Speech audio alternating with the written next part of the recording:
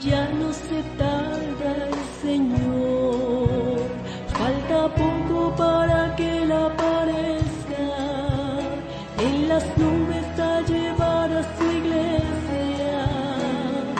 Ya no se tarda el Señor. Él solo viene a buscar a un pueblo que le ha servido, es su iglesia que ha redimido. Él solo viene a buscar y no quieres ser tú ese pueblo. Buenos días, mis amados hermanos. El Señor Jesucristo les siga bendiciendo grandemente. Les invito a que tomemos en esta mañana la Sagrada Escritura en el capítulo 3 del libro de Apocalipsis y leemos desde el versículo número 1 hasta el versículo 6. Dice así la Sagrada Escritura: mensaje a la iglesia en Sardis. Escribe al ángel de la iglesia en Sardis, el que tiene los 7 espíritus de Dios y las 7 estrellas, dice esto: yo conozco tus obras, que tienes nombre de que vives y estás muerto. Sé vigilante y afirma las otras cosas que están para morir, porque no he hallado tus obras perfectas delante de Dios. Acuérdate pues de lo que has recibido y oído, y guárdalo, y arrepiéntete. Pues si no velas, vendré sobre ti como ladrón, y no sabrás a qué hora vendré sobre ti. Pero tienes unas pocas personas en Sardis que no han manchado sus vestiduras, y andarán conmigo en vestiduras blancas, porque son dignas. El que venciere será vestido de vestiduras blancas, y no borraré su nombre del libro de la vida, y confesaré su nombre delante de mi Padre y delante de sus ángeles. El que tiene oído, oiga lo que el Espíritu dice a las iglesias. Tengamos una palabra de oración. Señor Jesucristo, soberano Dios y Padre celestial, eres el Rey grande y soberano. Eres el Dios alto y sublime, el todopoderoso Dios y la vida eterna. Tu gracia, tu amor, tu bondad y misericordia han sido sobre nuestras vidas y corazones, Señor. Tu glorioso evangelio nos ha mostrado el camino, Señor, para transitar agarrados de tu mano. En esta mañana te suplicamos, Señor, que hables a nuestras vidas y corazones. Usa tu gloriosa palabra y edifica nuestra alma, nuestro ser interior. Háblanos el corazón. Te lo pedimos en el nombre de Jesús. Amén. Amén. En esta mañana damos inicio a una nueva iglesia, la que estaremos estudiando en los próximos días. La iglesia en Sardis. Y les invito a que consideremos la enseñanza de hoy bajo el siguiente tema: la iglesia de Sardis, una iglesia en decadencia espiritual. Dice el texto sagrado: escribe al ángel de la iglesia en Sardis, el que tiene los 7 espíritus de Dios y las 7 estrellas, dice esto: yo conozco tus obras, que tienes nombre de que vives y estás muerto. Qué tristeza considerar el saludo que Dios le da a esta iglesia, porque se entiende que la iglesia es la amada del Señor, es su glorioso cuerpo aquí en la tierra, un cuerpo vivo enteramente, un cuerpo que fue lavado, limpiado con la sangre del Cordero, un cuerpo que recibe la unción del Espíritu Santo para tener vida propia en Cristo Jesús. Precisamente En el saludo se deja ver, por un lado, la majestad de este gran Dios y Salvador Jesucristo. Y por otro lado encontramos una presentación tan hermosa. Nombra el número 7 en especial. Quiero entonces que observemos en el texto sagrado unas consideraciones. Hablemos inicialmente de la historia de esta iglesia en Sardis. Según el libro de historia, la congregación de Sardis había sido ubicada en la capital del reino de Lidia, siendo una de las mayores ciudades de esa región, a tal punto que sus habitantes eran personas con una capacidad económica muy alta. Había allí unos lugares donde se extraía oro con mucha facilidad. En ese orden de ideas, Sardis se convertía en una población que era muy querida, muy atrayente para aquellos que buscaban riquezas. Por ese motivo, se establece una comunidad que con facilidad veía en el futuro grandes oportunidades. Encontramos que en medio de esta población se establece una adoración a una diosa muy conocida, la diosa Artemisa. ¿Qué pasaba con esta diosa? Era una diosa venerada especialmente por todas las mujeres del Asia Menor, a tal punto que se creía, según la manera de concebir las religiones entonces, que era una diosa encargada de darle fuerza a la mujer para que durante la etapa de gestación el bebé que crecía en su vientre tuviese toda la ayuda divina de los dioses para crecer, para formarse, para desarrollarse y nacer. Así que en el momento del alumbramiento, todas las mujeres mencionaban a esta diosa Artemisa, la evocaban, la llamaban. Así que en esta comunidad había muchas personas religiosas dedicadas a la búsqueda de la fortaleza de la diosa Artemisa. Es más, dicen algunos libros que los cazadores, cuando se dirigían al bosque en busca de una presa para alimentar sus familias, siempre hacían evocaciones, oraciones a esta gran diosa, y había llegado a ser tal la fama de esta diosa que se había convertido de igual manera en la diosa de los cazadores. Así que toda la comunidad estaba llena de idolatría. Por otro lado encontramos el mejor lugar para que se estableciera allí una iglesia. En ese ambiente religioso, en ese ambiente de culto a dioses paganos, en ese ambiente donde imperaba el dinero y solo el pensamiento de adquirir riquezas, aparece el mensaje del Evangelio, con un mensaje tan glorioso que impacta la vida de esta comunidad. Cuando vemos en la Biblia el número 7, tenemos en este número una simbología muy agradable. Te invito a que la consideremos. El número 7, según la Biblia, significa plenitud. Eso en relación con los procesos que se dan. El número 7 también significa perfección. Recordemos en el libro de Génesis que el Señor hizo una obra gloriosa en este planeta 6 días, y el séptimo día culminó, descansó de su obra.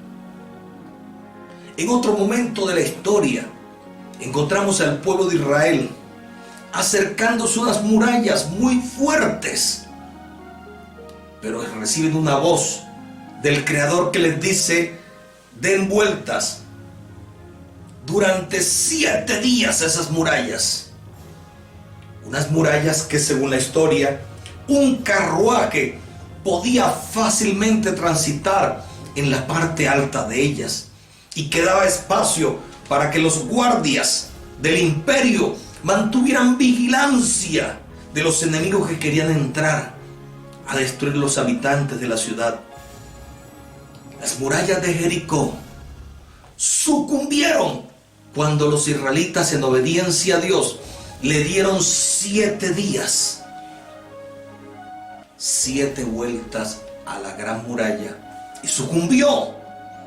Así que encontramos en la Biblia que el número 7 evoca plenitud, hablando de ciclos de proceso, y habla de perfección. Dios hace las cosas perfectas, y cuando se dirige a la humanidad necesita solo 7 eventos, 7 días, 7 cosas en la historia de la humanidad para demostrar su majestad, su grandeza.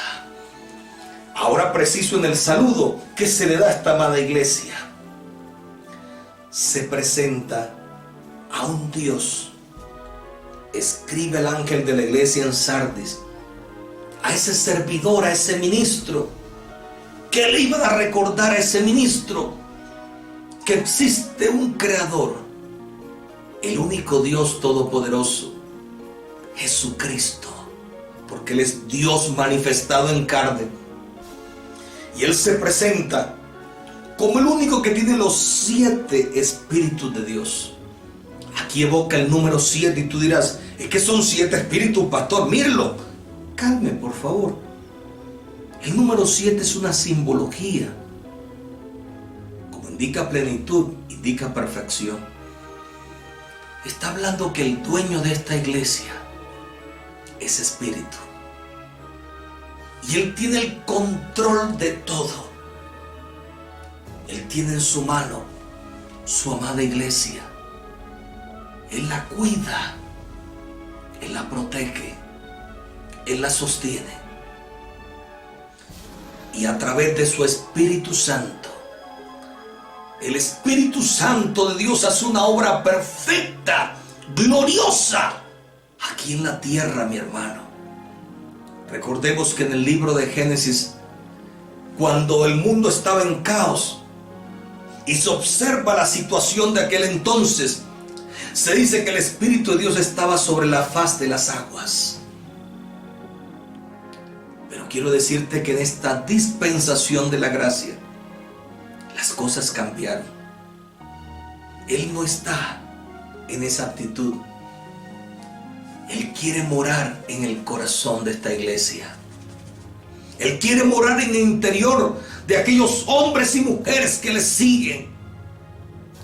Por eso les dijo a sus apóstoles, si me fuere, os enviaré el Consolador, para que esté con vosotros para siempre. Y se refirió a la unción del Espíritu Santo, que debían de recibir todos aquellos que creyesen en Él. Y un día había 120 personas reunidas en un lugar llamado el aposento alto. De repente vino un viento recio muy fuerte, y fueron todos fueron llenos del Espíritu Santo. Ese día se manifestó la presencia del único Dios que es Espíritu, para inaugurar esta nueva dispensación, la dispensación de la gracia, que pone al frente de este amado reino, el reino de Dios, a una iglesia gloriosa, a una iglesia poderosa, a una iglesia que está sentada en lugares celestiales, a una iglesia que tiene el fruto del Espíritu Santo, a una iglesia que se deja guiar por el Espíritu Santo, a una iglesia que vive llena del Espíritu Santo y enfrenta la batalla espiritual. Así que el Señor le recuerda a su amada iglesia a través del siervo, a ese hombre que estaba allí, que la iglesia nunca había estado sola. Jamás tenía la presencia de Dios, porque el Espíritu Santo vino el día de Pentecostés y no se ha vuelto a ir. El día que esta iglesia sea levantada, se acabará la dispensación de la gracia. Ya los hombres no van a recibir nunca más la unción del Espíritu Santo para salvación. Se manifestará a Israel, el pueblo escogido en la antigüedad, y llegará sobre ellos revelación para que invoquen en la angustia esa gran guerra de Armagedón. Invoquen a Dios y a través de la ayuda divina el Señor se les va a revelar y van a descubrir en sus manos y en sus pies esas heridas, y se cumplirá el texto de Zacarías que dice: ¿qué son esas heridas en tus manos y en tus pies? Y el Señor les dirá: con ella fui herido en casa de mis amigos. Y dice el texto que vendrá sobre ellos espíritu de revelación para que traigan a la historia lo que pasó en el Calvario, y por fin el velo les sea quitado y descubran que Jesucristo es Dios, el único Dios manifestado en carne. Así que el Señor le dice a esta iglesia que Él tiene el control. Le dice al ministro: quiero que le comuniques a mi pueblo que aunque las cosas no andan de la mejor manera, aún sigo teniendo el control de todo. El que tiene los 7 espíritus y las 7 estrellas. Dijimos hace unos meses atrás ¿qué era el misterio de las 7 estrellas? Cuando abrimos el capítulo número 1, aquí se nos dice en el verso 20: el misterio de las 7 estrellas que has visto en mi diestra y de los 7 candeleros de oro. Las 7 estrellas son los ángeles de las 7 iglesias, y los 7 candeleros que has visto son las 7 iglesias. Ahora vamos al capítulo 3. Y hay un Dios que se presenta como el que tiene los 7 espíritus, es decir, que su Espíritu Santo a plenitud llena la iglesia y satisface con su presencia todas las necesidades de esta iglesia durante su tránsito por esta tierra. Y dice aquí: el que tiene las 7 estrellas. Déjame decirte, hermano, que el Señor tiene mucho cuidado de su iglesia. Mi querida hermana, mi querido hermano, tus necesidades, mis necesidades, jamás han sido olvidadas de parte de Dios. Jamás, nunca. Había un hombre que comenzó con el látigo fuerte a maltratar la iglesia. Tenía en su mano unas cartas que le daban autoridad, dominio para entrar a cualquier comunidad, y a quienes sorprendiera adorando a Jesús, esas cartas le daban autoridad para maltratar, golpear, y si era posible, hacer claudicar en la fe a ese grupo de hombres y mujeres que seguía a Jesús. Y comenzó a hacerle daño a la iglesia. Pero aquí se presenta un Cristo que tiene sumo cuidado de su iglesia, que no deja que nadie se la maltrate, que no deja que nadie la golpee, le haga daño. Yo te invito, hermano, a que reflexiones. Los hombres que le han hecho daño a la iglesia han sufrido. Tú miras la historia y contemplas cómo varios emperadores masacraron, golpearon la iglesia. Pero hubo un personaje que siempre ha existido, que les cobró en juicio el daño que le hicieron a su pueblo. Cuando observamos el capítulo 12 del libro de los Hechos, ahí está una evidencia. Aparece allí el caso de un emperador, un hombre, un jerarca, que da órdenes por todo su imperio, que maltraten a aquellos que seguían un tal Jesús. Y en cierta región, el gobernante dijo: es mi oportunidad para demostrar mi lealtad al César. Y comenzó a perseguir los apóstoles, comenzó a hacer daño. metió preso a uno y tomó al otro y lo mató a filo de espada, dice la Escritura. La iglesia se lamentó por la muerte de Jacobo. Y ahora escucha que Pedro también está siendo privado de la libertad y pronto será sacrificado, maltratado por el mismo gobernante. Pero la iglesia comenzó a hacer oración: Señor, tú eres quien nos cuida, quien nos protege en el momento de la adversidad. Ayúdanos. ¿Y qué pasó? Dios le demostró a este gobernante qué le pasa a aquellos que se meten con su iglesia y la maltratan. Terminó el final de la historia. Y este gobernante, mientras estaba frente al pueblo cierta ocasión y usaba de grandes palabras para motivar al pueblo, el Señor le quitó la vida. Le pasó justicia inmediatamente. Y cuando narramos la historia y la leemos, encontramos que le fue muy mal en los últimos días de su existencia por haberse metido con la iglesia del Señor. Razón tenía el texto sagrado en decir: horrenda cosa es caer en manos del Dios vivo. Así que encontramos al iniciar este estudio de la iglesia en Sardis el día de hoy que hay un Dios que se presenta como el que cuida su iglesia, el que protege su iglesia, el que cuida, protege, ayuda y mantiene viva la iglesia a través de su Espíritu Santo. Mi pregunta es: ¿cómo está esa unción en tu vida, querido hermano?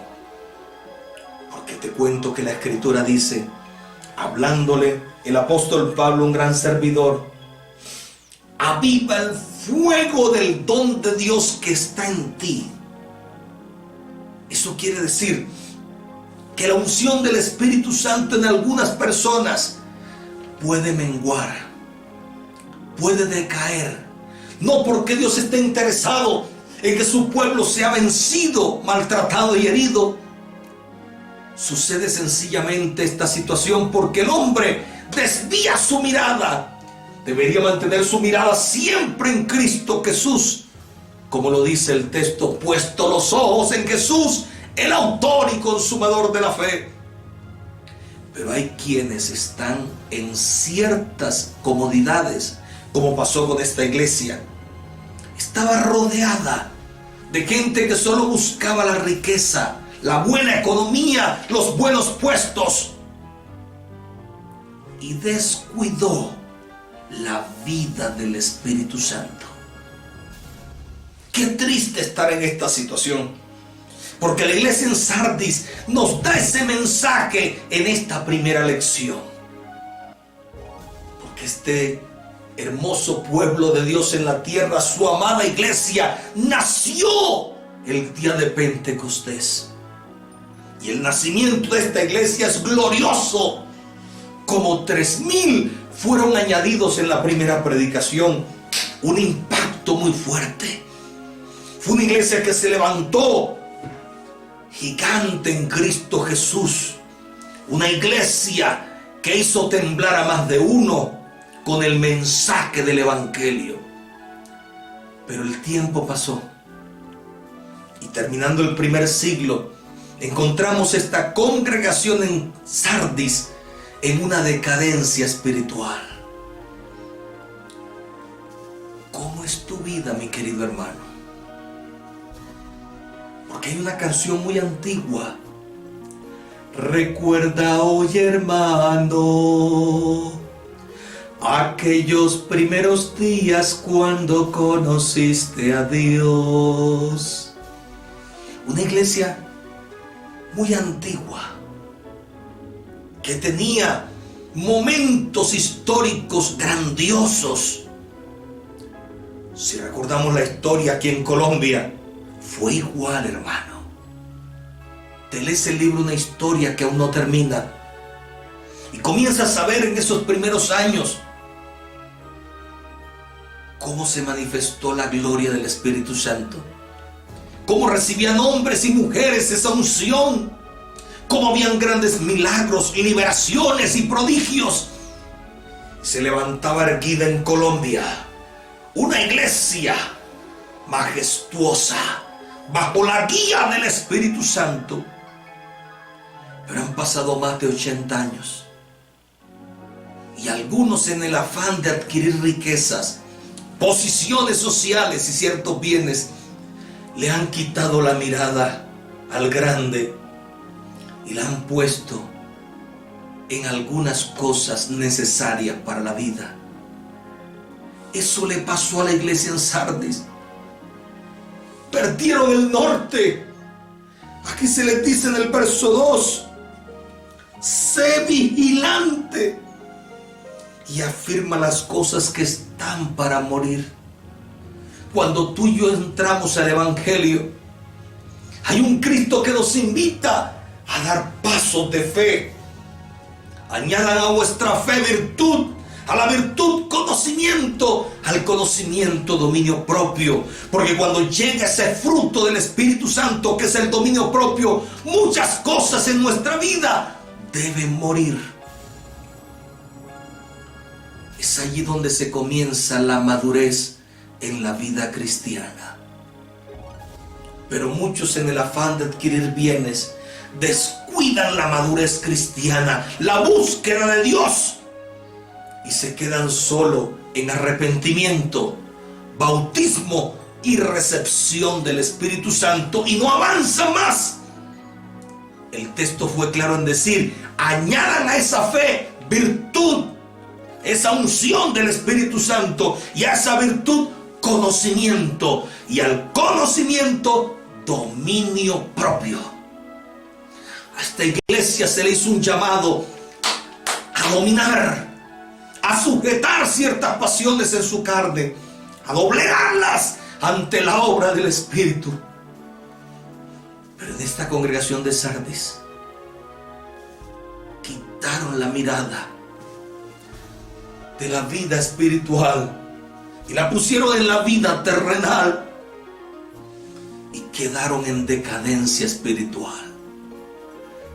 ¿Cómo está tu vida, mi hermano? ¿Necesitas renovarte? ¿Necesitas avivar el fuego del don de Dios que está en ti? Porque creo que es este el mensaje para una buena conclusión en el día de hoy. Un hombre llamado Timoteo, que fue recibido en el grupo misionero del apóstol Pablo, y su compañero Silas, vieron en él grandes virtudes como cristiano. Había un buen testimonio en la zona, e hicieron que el muchacho fuera partícipe del grupo misionero. Y comenzó este muchacho a dar pasos gigantescos en la fe. Pero hubo un instante que Timoteo se llenó de miedo, se llenó de temores. Y Pablo en la cárcel escucha que su hijo amado, porque llegó a tenerle tanto cariño que le trató como un hijo, supo que su hijo amado estaba lleno de temores, le daba vergüenza hablar de Cristo, y le escribe un mensaje: aviva el fuego del don de Dios que está en ti por la imposición de mis manos, porque no te ha dado Dios espíritu de cobardía, sino de poder, de amor y de dominio propio.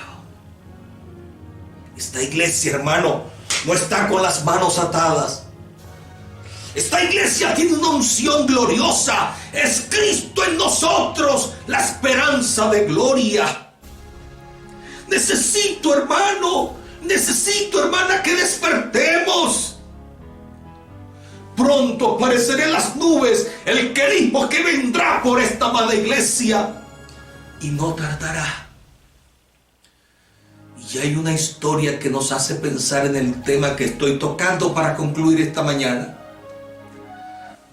5 vírgenes dijeron: él va a tardar mucho.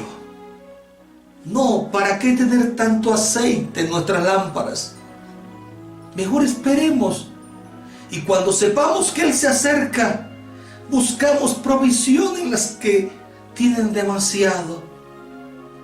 Otras 5 vírgenes dijeron, no Señor, Él está enseñado a presentarse cuando no lo esperamos. Él dice que viene, pero siempre tarda un poco y se presenta cuando menos lo esperamos.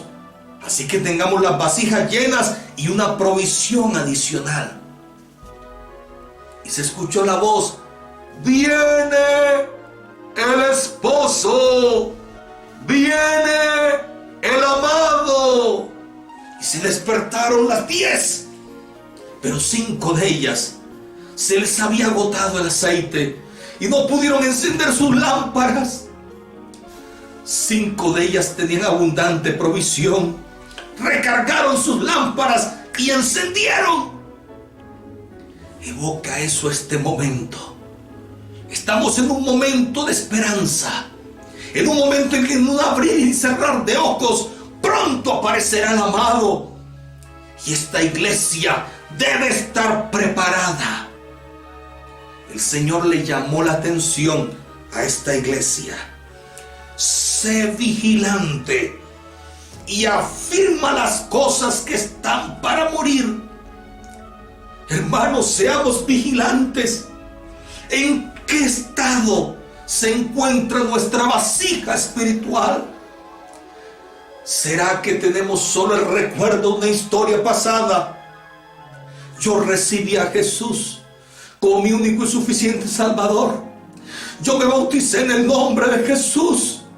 Yo hablé en lenguas como manifestación de la obra del Espíritu Santo en mi vida. Y hasta ahí te quedaste. Porque te invito a que avivemos el fuego del don de Dios que está en ti, mi hermano, que está en ti, mi hermana, que está en mí. Avivémoslo.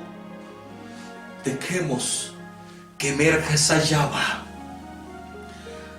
Dejemos que Dios señoree nuestra mente, nuestros pensamientos, nuestro corazón, nuestros sentimientos, para que seamos una iglesia gloriosa, más que vencedora, por medio de aquel que nos amó. Tengamos una palabra de oración. Señor Jesús, maravilloso Dios y Padre celestial, eres el Rey grande y soberano. Eres el Dios alto y sublime. Eres el todopoderoso Dios y la vida eterna, Señor. Gracias por esta mañana que nos concedes de encontrarnos cara a cara con tu palabra gloriosa. Gracias por despertar nuestra alma interior, nuestra conciencia, y permitirnos, Señor, llenar nuestra alma de tu presencia, de tu Espíritu Santo. Ayúdanos, Señor, a ser más que vencedores. Te lo pedimos en el nombre glorioso de Cristo Jesús. Amén.